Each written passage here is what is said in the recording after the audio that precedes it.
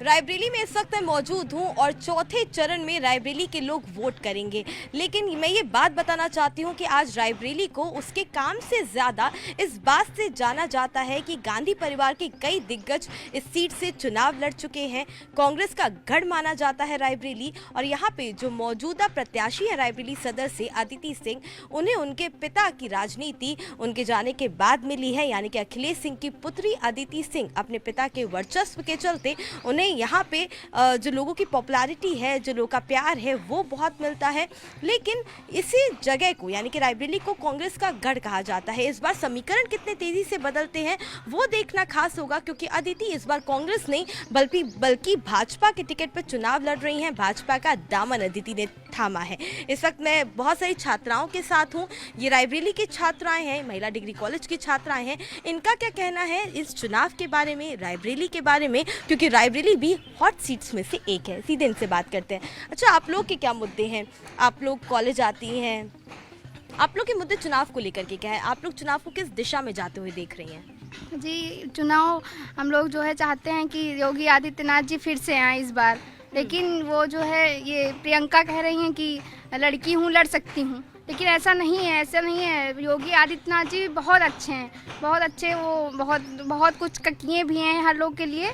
लेकिन वो क्या कहते हैं, योगी आदित्यनाथ जी इस बार आने चाहिए यूपी में इस बार फिर योगी आदित्यनाथ जी की वो बननी चाहिए सरकार। आप क्या कहेंगे? जी नहीं, मेरा मानना है कि योगी आदित्यनाथ जी कहते हैं कि सुरक्षित महिलाएं, और वो कहती है, प्रियंका गांधी जी कहती हैं कि लड़की हूँ, लड़ सकती हूँ। मेरा मानना है कि नारियों को किसी की ज़रूरत नहीं पड़नी चाहिए। लड़की हूँ, मैं लड़ सकती हूँ। और वो कहते हैं सुरक्षित महिलाएं, मतलब वो हमें सुरक्षा देंगे। मुझे सुरक्षा लेनी नहीं है, मैं खुद सुरक्षित बनना चाहती हूँ अपने आप से, बिना किसी की सहायता के। मैम, मेरा कहना है कि मुझे योगी आदित्यनाथ ही चाहिए, उन्हीं की सरकार बनानी है मुझे, क्योंकि जो भी है उन्होंने देखिए कि बहुत सारा काम किया है, बहुत अच्छा किया है। लेकिन ये प्रियंका गांधी कहती हैं कि लड़की हूँ, लड़ सकती हूँ।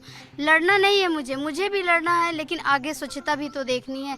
जो भी है, हमको योगी आदित्यनाथ की सरकार बनानी है। आप क्या कहेंगे? मैम, हम चाहते हैं कि योगी आदित्यनाथ।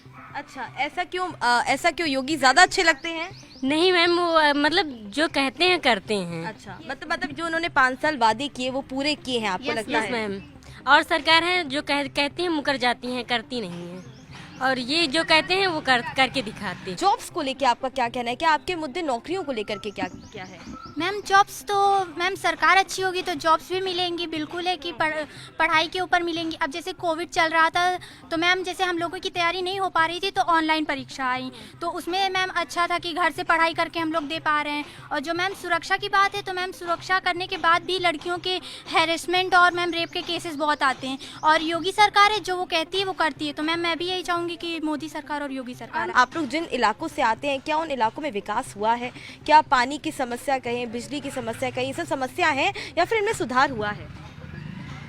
जी हाँ, काफ़ी सुधार हुआ है। जैसे कि क्या? जैसे कि रोड बन गए हैं और कई सारे सुधार हुए हैं। शौचालय सुरक्षा और यातायात सुरक्षा सब कुछ हो रहा है, देखा जा रहा है। तो आजकल रायबरेली के मुख्य बाजार में इस वक्त मैं मौजूद हूँ। आप लोगों के क्या मुद्दे हैं? आप लोग कैसे देख रहे हैं? यहीं पे आप लोगों ने यहीं पे हर तरह की पार्टियां देखी हैं, लेकिन कहा जाता है कांग्रेस का गढ़ है। तो क्या कांग्रेस के गढ़ में इतने सालों में कोई विकास हुआ है? कांग्रेस ने ही विकास किया है। बाकी कांग्रेस के अलावा जब भी कभी इधर से उधर की बात हुई है, कोई आया है तो उसने रायबरेली के साथ हमेशा धोखा किया है। रायबरेली की जनता कांग्रेस को बहुत चाहती थी, लेकिन कांग्रेस ने हम लोगों को, रायबरेली वालों को धोखा दिया है। रायबरेली के लिए कांग्रेस भूत थी। आज वर्तमान में कांग्रेस का रायबरेली में कोई अस्तित्व नहीं है, ना कोई यहाँ पे नेता है, ना उनका कोई जनाधार है। सिर्फ चुनाव के समय प्रियंका जी, राहुल जी यहाँ दिखाई पड़ते हैं, और उनके जो स्थानीय नेता हैं 10-20 लोग उनके आगे पीछे लगे रहते हैं। बाकी रायबरेली को किशोरी लाल शर्मा ने बर्बाद कर दिया है। क्या तो ये कहा जा सकता है क्या कि रायबरेली की जनता बदलाव और परिवर्तन के मूड में है? परिवर्तन नहीं, यहाँ पे प्रत्याशी अदिति सिंह जो है पर्सनल वो अपने स्वभाव पे जीतती आई है, चाहे उनके पिताजी रहे हो, चाहे वो अपने काम पे जीती हैं। हमेशा जितने प्रत्याशी जितनी भी पार्टी के खड़े हैं, अगर इनसे सदर के किसी भी गांव को पूछ लिया जाए कि तुम अकेले वहां चले जाओ तो ये नहीं जा। हम लोग व्यक्तिगत अदिति जी से जुड़े हुए हैं और वो ही बहुत अच्छा कुछ करेंगी, हमें पूरा विश्वास है। भाई साहब आप क्या देखते हैं, रायबरेली में गड्ढा मुक्त सड़कें हुई हैं, रायबरेली की महिलाओं को सुरक्षित? गड्ढा मुक्त सड़कें कतई नहीं हुई। अदिति सिंह के रहते उन्होंने खुद स्वयं अपनी जबान से कहा कि मेरे रहते ये सड़कें बन ही नहीं सकती। आप अली मियाँ चौक से लेकर के किले बाजार तक का सब पूरा वो चंपा देवी पुल तक का आप घूम करके आइए, देखिए किसी प्रकार का कोई विकास नहीं किया। और जितने साल ये अपने टाइम में विधायक रहीं, कभी कहीं किसी चीज का दौरा नहीं किया। इन्हीं की बनाई हुई नगर पालिका चेयरमैन है, वो भी कहीं किसी प्रकार का कोई दौरा नहीं करता कि गंदगी का अंबार लगा हुआ है आज भी। जो मौजूदा विधायक थे उन्होंने कोई काम नहीं किया, ये कह रहे हैं? बिल्कुल नहीं किया। अच्छा, कहा जाता है कि महिलाओं को सुरक्षा मिली, तो क्या 5 साल महिलाएं रायबरेली की सुरक्षित हैं? बिल्कुल रही हैं, ये हकीकत है। जब तक योगी बाबा रहेंगे किसी कोई डर नहीं, आना योगी को है। अच्छा, जितना कोई बूता लगा ले। यानी कि रायबरेली की जनता भी चाहती है कि इस बार कमल का फूल खिले, ऐसा है? खिलेगा, कोई हराने वाला पैदा नहीं हुआ अदिति सिंह को। डंके की चोट पे कहते वो हमेशा जीती और जीतती रहेंगी। तो कांग्रेस में थी 2017 में, अब वो भाजपा के साथ है, तो प्रत्याशी देखते हैं आप लोग? हम लोग प्रत्याशी देखते हैं, चाहे कोई भी हो, जीतेगा कमल का फूल। खबरों के पीछे की खबर पहुंचाते हैं हम, आपकी आवाज को मुद्दा बनाते हैं हम। टाइम्स नाउ नवभारत को यूट्यूब पर लाइव देखिए, सब्सक्राइब करिए और बेल आइकन जरूर दबाइए।